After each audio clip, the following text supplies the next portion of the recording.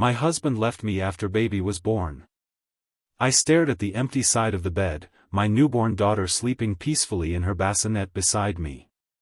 The note on his pillow said only 5 words, "I can't do this anymore."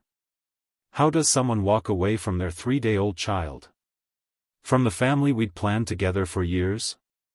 If you've ever felt abandoned at your most vulnerable moment, or if you're simply curious about how someone rebuilds their life after such betrayal, stay with me. This is my story of heartbreak, survival, and unexpected joy. If this resonates with you, please consider liking this video and subscribing to follow my journey. The contractions had started at 2 a.m. on a Tuesday. Mark had been distant for weeks, but I'd chalked it up to normal pre-baby jitters. He'd held my hand through 18 hours of labor, cut the umbilical cord, and cried when they placed Emma in his arms. "She's perfect," he'd whispered. I thought that moment had changed something in him, that seeing her face had melted whatever fears had been building. For 3 days, we were a family. Mark changed diapers awkwardly but willingly. He brought me water while I nursed. He took photos of Emma sleeping and sent them to his parents. But something was off. He wouldn't meet my eyes. He'd stare at Emma with an expression I couldn't read, not love or wonder, but something closer to panic.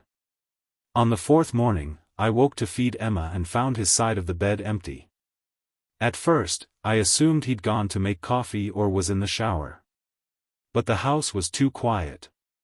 His dresser drawers were partially open, key items missing. His toothbrush gone from the bathroom. And then I saw the note, the handwriting hurried as if he couldn't bear to spend another minute explaining. The first week was a blur of tears and milk and diapers. My mother came immediately, sleeping on the couch and taking Emma when I needed to shower or collapse. I called Mark's phone obsessively, leaving voicemails that evolved from confused to desperate to furious. He never answered. His mother called once, her voice tight with embarrassment, saying only that he was safe and needed time. As if abandoning his family was some kind of reasonable sabbatical. "He's always been selfish," my best friend Jenna said, bouncing Emma while I picked at a meal I had no appetite for. "But this is beyond anything I could have imagined." "I keep thinking he'll come back," I admitted. "That he'll realize what he's throwing away." "And would you take him back?" she asked, her eyebrows raised. I didn't have an answer then. Part of me wanted to say no immediately, that anyone capable of such cruelty didn't deserve a second chance. But another part, the part still raw with love and confusion, wasn't ready to close that door. The first month passed in a haze.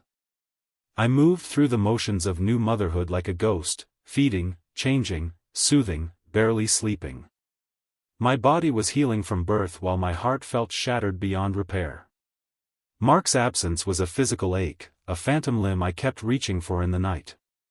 His first text came when Emma was 6 weeks old. "How is she?" No apology. No explanation. Just 3 words that ignited a rage so intense I hurled my phone across the room. "How is she?" I screamed to my empty bedroom after retrieving my phone. "She's fatherless, you coward. She's perfect and beautiful and you're missing everything." I didn't respond for 3 days. When I did, I sent only a photo of Emma sleeping, her tiny hand curled into a fist. He replied with a thumbs-up emoji that made me want to set the world on fire. Financial reality hit hard that second month. Mark had been the primary breadwinner, his software engineering job covering most of our expenses while my part-time graphic design work supplemented. I'd planned to take 6 months off after Emma's birth before picking up freelance projects. Now, I was scrolling job boards at 3 a.m. while nursing, panic rising in my throat. My parents offered to help, but their fixed retirement income couldn't stretch far. Mark had emptied our joint checking account but left our savings untouched, enough for 3 months of expenses if I was careful. His mother called again, awkwardly offering child support without using those words. "Mark wants to make sure Emma has what she needs," she said. I wanted to refuse out of pride, but Emma's needs came before my ego. The first check arrived with no note. I deposited it immediately, swallowing my pride. At least he wasn't completely abandoning his responsibilities, even if he'd abandoned us. When Emma was 3 months old, I landed a remote graphic design position with flexible hours. My mother agreed to watch Emma 3 days a week, and I worked during naps and late into the night on the other days. Exhaustion became my constant companion, but so did a growing sense of capability. I was doing this. Not well, not gracefully, but I was keeping us afloat. "You're the strongest person I know," my sister told me during one of our weekly video calls. She lived across the country and had yet to meet her niece in person. "I don't feel strong," I confessed. "I feel like I'm barely holding it together with tape and wishful thinking." "That's what strength looks like sometimes," she said. "It's not about feeling powerful. It's about continuing when you want to collapse." Mark's texts became more frequent around Emma's 4-month milestone. He asked for more photos. He asked about her development. Once, he called when I was half asleep, and I answered without checking the caller ID. "Is she rolling over yet?" His voice, once so familiar, now sounded like a stranger's. "Why do you care?" I asked, fully awake now, heart pounding. "She's still my daughter," he said quietly. "No," I said, surprising myself with my certainty. "You don't get to disappear and then claim her when it's convenient. Fatherhood isn't a part-time position you can abandon and reclaim at will." "I know I messed up." "Messed up? You left your 3-day-old baby and her mother without explanation. That's not messing up. That's something else entirely." He was silent for so long I thought he'd hung up. "I had a breakdown," he finally said. "I couldn't breathe. Couldn't think. The responsibility felt like it was crushing me. And I wasn't terrified. I wasn't overwhelmed. The difference is I stayed." "I want to see her," he said. "No." The word came out instantly. "Not until I have some understanding of what happened and some assurance it won't happen again. She's not a toy you get to pick up and put down at will." I hung up, shaking with adrenaline and something that felt dangerously close to hope. He'd called it a breakdown. He wanted to see her. These weren't the actions of someone who had simply stopped caring. They were the actions of someone deeply flawed, possibly unforgivable, but not indifferent. The next day, a lengthy email arrived. Mark described a panic attack in the hospital while watching me nurse Emma. He wrote about intrusive thoughts that he would fail her, harm her through his incompetence. He detailed a family history of depression he'd never shared, his father's absences throughout his childhood, explained away as business trips, but actually hospitalizations for mental health crises. "I convinced myself you would both be better off without me," he wrote. "That I was protecting Emma from having a father who couldn't handle fatherhood. I know now how twisted that logic was, how selfish my actions were regardless of my mental state. I've been in intensive therapy since week 2. I'm on medication. I'm doing the work. I don't expect forgiveness, but I want a chance to be in her life, even if that means supervised visits and permanent co-parenting rather than reconciliation." I read the email 7 times. I forwarded it to my therapist, whom I'd been seeing bi-weekly since Mark left. I discussed it with my mother, with Jenna, with my sister. Everyone had opinions, but ultimately, the decision was mine.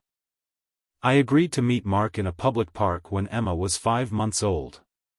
I arrived early, my stomach in knots, Emma babbling happily in her stroller, unaware of the significance of this meeting. When I saw him walking toward us, I was struck by how different he looked, thinner, with dark circles under his eyes, his confident stride replaced by something hesitant. He stopped several feet away, his eyes fixed on Emma. "She's so big," he said, his voice breaking. "She grows every day," I replied, keeping my tone neutral. "You've missed a lot." "I know." He met my eyes then, and I saw genuine remorse there. "Thank you for agreeing to this. I nodded, not trusting myself to speak. We sat on a bench, Emma between us in her stroller. Mark asked careful questions about her routine, her preferences, her development. He didn't try to touch her or hold her, respecting the boundaries I'd set in my response to his email. "I'm sorry," he said finally. "Those words are completely inadequate, but I am so deeply sorry for what I did to both of you. Why didn't you tell me you were struggling?" I asked, the question that had haunted me for months. "We could have gotten you help. We could have faced it together." "I was ashamed," he said simply. "My whole life, I've been the capable one, the stable one. Admitting I was falling apart felt like confirming my worst fear, that I was turning into my father." We talked for an hour, the conversation painful but necessary. At the end, I allowed him to hold Emma briefly. He cried as she grabbed his finger, studying his face with curious eyes. "She doesn't know me," he said, the realization clearly painful. "No," I agreed. "But she could, over time." That meeting was the first of many. Twice a week, Mark would come to the house for an hour to spend time with Emma. I was always present, watching carefully, not yet ready to trust him alone with her. He was patient with this arrangement, never pushing for more than I was willing to give. 3 months into this new routine, when Emma was 8 months old, Mark asked if we could talk after she went to bed. I agreed with trepidation. "I've been offered a job in Chicago," he said once we were seated at the kitchen table. "It's a great opportunity, but I wanted to discuss it with you before making any decisions. I don't want to be far from Emma." The old me would have panicked at the thought of him leaving again. The new me, stronger now, simply nodded. "What are you thinking?" "I'm thinking I'll turn it down," he said. "Nothing is more important than rebuilding my relationship with Emma. And," he hesitated, "with you, if that's ever possible." I studied his face, searching for the man who had left us, but seeing instead someone humbled, changed. "I don't know if reconciliation is in our future," I said honestly. "But I do know that Emma deserves a father who prioritizes her. If you turn down the job for her, that's a step in the right direction." He nodded, accepting this partial answer. "I want to increase child support," he added. "You shouldn't have to work so hard just to make ends meet." "I don't mind the work," I said, surprising myself with the truth of it. "It's given me something that's mine, something I control. But I won't turn down help that benefits Emma." As Emma's first birthday approached, our co-parenting arrangement had settled into something functional, if not entirely comfortable. Mark had his own apartment nearby and now had Emma for one overnight stay each weekend. I used those nights to catch up on sleep, see friends, or simply exist in the quiet of my home without dividing my attention. The birthday party was small, just family and close friends. Mark and I moved around each other carefully, united in our celebration of our daughter but still maintaining our separate orbits. His parents came, the awkwardness between us fading as we all focused on Emma's delight with her cake and presents. "You've done an amazing job with her," Mark's mother told me quietly as we watched Emma toddle between guests. "She's so happy, so secure. That's because of you." "Thank you," I said, genuinely touched. "It hasn't been easy." "I know," she said, her eyes sad. "I failed Mark by not getting him help sooner, by pretending his father's issues weren't affecting him.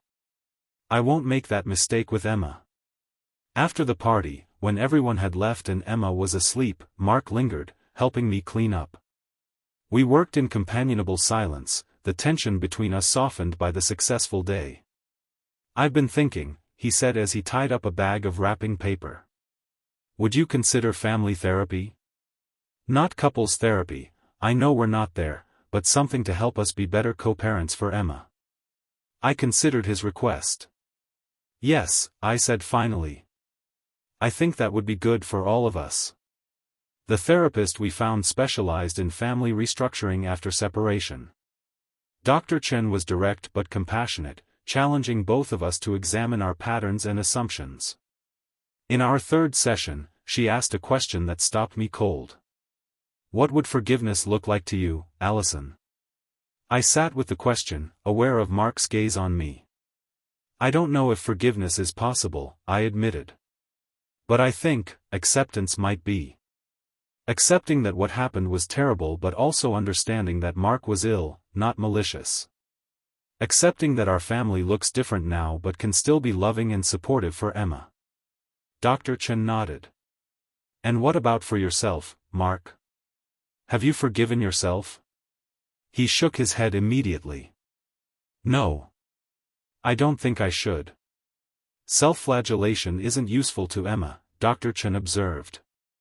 "Guilt can be productive when it leads to change, but shame rarely serves anyone." Those sessions became a cornerstone of our new relationship. We learned to communicate without the baggage of our past coloring every interaction. We developed a parenting plan that honored both our roles while acknowledging the reality that I had been Emma's primary caregiver from the beginning. By Emma's second birthday, we had found a new normal. Mark had been promoted at work and bought a small house with a bedroom decorated just for Emma. I had expanded my freelance business alongside my regular job, building financial security I'd never had before. Emma was thriving, a spirited toddler who loved books and music and could already count to 10. The birthday party that year was at Mark's house, a decision that would have been unthinkable a year earlier. As I watched him interact with our daughter, patient and attentive, I felt something shift inside me. Not forgiveness exactly, but a recognition that the man before me was not the same one who had left that devastating note. Later, after Emma was in bed, Mark and I sat on his back porch with glasses of wine. "I never thanked you," I said suddenly. He looked startled. "For what?"